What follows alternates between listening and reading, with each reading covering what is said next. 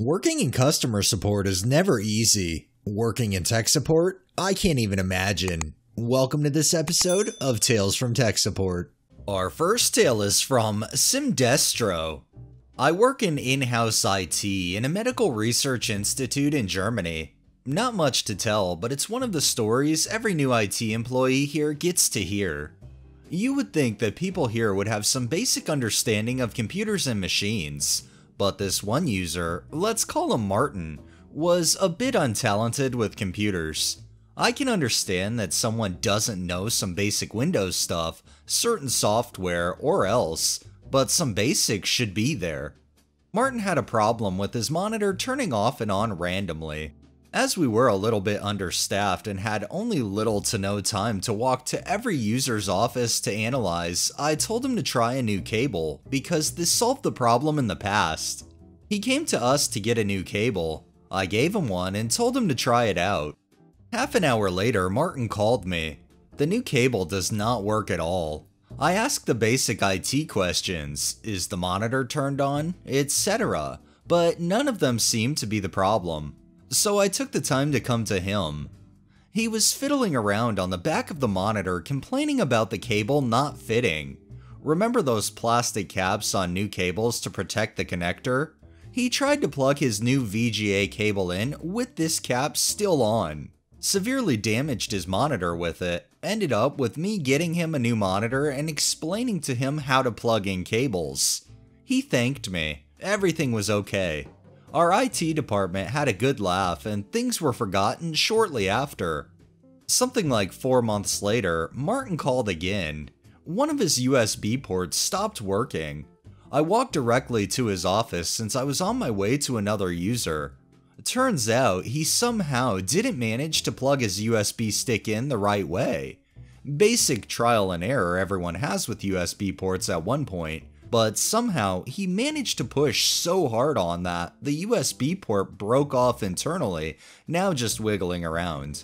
He told me that he even marked the upside on this stick so he doesn't have to fiddle around every time.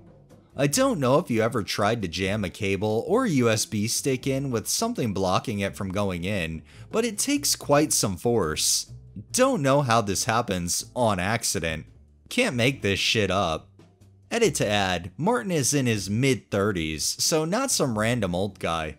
I mean, you would think they would at least look to see, okay, what side am I plugging in? Oh, okay, why is this cable not plugging in? Oh, there's a cap blocking the connectors. Unfortunately, I can fully believe this because not everybody is tech savvy, but also not everybody has a brain. This next tale is also by Simdestro. While looking through the comments of my last post, I remembered a story a coworker once told me. Let's call him Tim. Tim once worked as a service technician for a rather large company which sold printers among other things. He normally drove to customers to repair everything printer related. Once a customer called complaining about one of their printers, one of those big office printers, not the small ones you put on your desk, important later on, not feeding paper incorrectly. Tim thought about some things that might cause this problem while driving something around 300 kilometers to them. Tim was warmly welcomed and was given some coffee before they sent him out to the office the printer was located. He came into the office and asked where the printer was. They told him they tried to fix it themselves, so they moved it to another office for space reasons. He was handed a jar full of screws, which was suspicious by itself, and walked to the other office. Turns out by fixing it themselves, they meant taking the whole damn thing apart.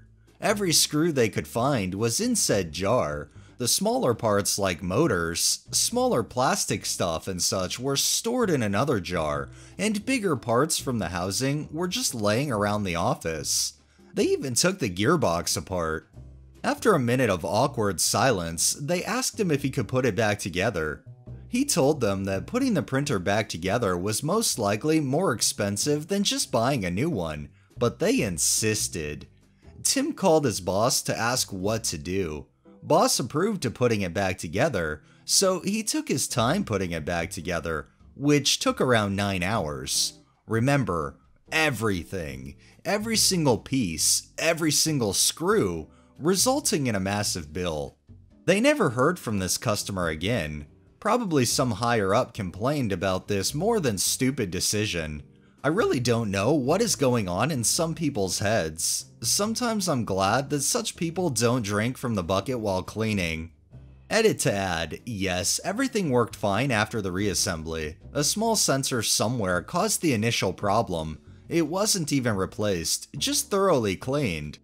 It's like what they said, they don't know what goes through some people's heads, and neither do I. In a situation like this, when you have technicians that are actually, that's their job to fix your equipment, why in the world would you think it's a good idea to take the job on by yourself? And our final tale is from A Lone Year. So I work in a tech support for an internet, TV, phone provider. A couple days ago, I get the seemingly typical call. Older lady starts with, "My internet is not working, blah blah." I think, okay, let's check. I look at the settings on the modem. I see 3 devices connected. I tell her that I see that Wi-Fi is in fact working, but with the benefit of doubt I ask, "What device are you using? Can you check if it says connected no Wi-Fi?" Lady is confused. She does not know what I'm talking about. After 10 minutes of talking, it turns out the sound on her laptop or on the YouTube video she is watching is off. But I am a kind-hearted gal, and I decided that even though that's not my problem, I will help. It's going to be easy. That's where I effed up. I'm not going to describe the conversation, but it was basically me telling her to find the speaker icon on the bottom of the screen. She has the YouTube video on full screen. Her whispering the word speaker for 5 minutes, asking me if she found it, and her now again being utterly confused at the instruction I gave. This goes on for about 20 minutes in total, so I finally tell her to close the YouTube video and look for a speaker icon on the bar on the bottom of the screen.